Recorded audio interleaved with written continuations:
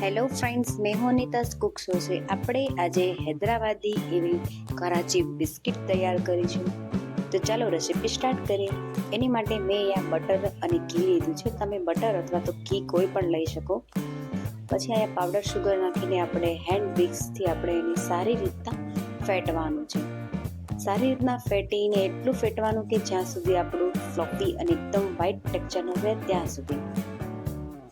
તો હવે આપણે અહીંયા મેંદો નાખીશું, કસ્ટર્ડ પાવડર એડ કરીશું, બેકિંગ પાવડર, બેકિંગ સોડા અને મિલ્ક પાવડર એડ કરીને સારી રીતના સાળી નાખીશું.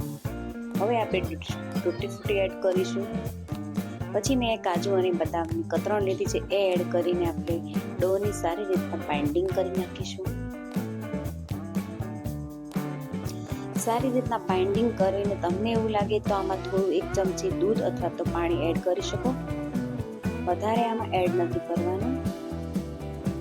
સારી રીતના મિક્સ કરીને હવે આપણે એક બટર પેપર અથવા તો કોઈ બી પોલિથીન તમારી પાસે હોય એ લઈ શકો અને તમને ગમે તેવો શેપ તમે કરી શકો. મેં સ્ક્વેર શેપ રાખ્યો છે.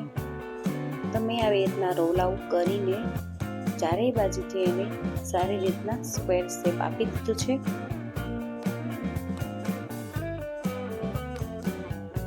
સ્ક્વેર શેપ આપીને આપણે આને ફ્રીઝમાં 15 થી 20 મિનિટ સુધી અથવા તો તમારી પાસે વધારે ટાઈમ હોય તો અડધો કલાક માટે સેટ થવા માટે રહેવા દેવાનું છે.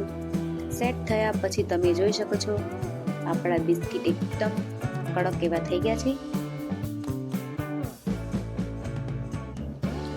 તો હવે આપણે નાઈફની મદદથી આપણે બિસ્કિટને કટ કરી લઈશું.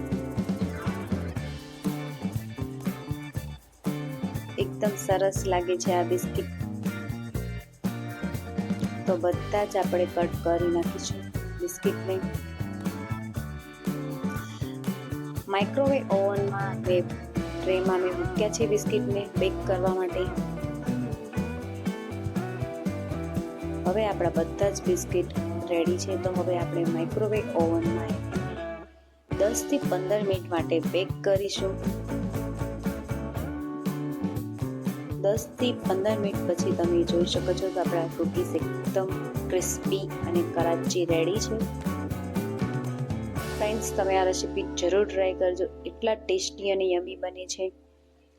તમને મારી રેસીપી સારી લાગે તો લાઈક, શેર એન્ડ સબસ્क्राइब करजो. नेक्स्ट वीडियो में मिलते हैं. Bye bye.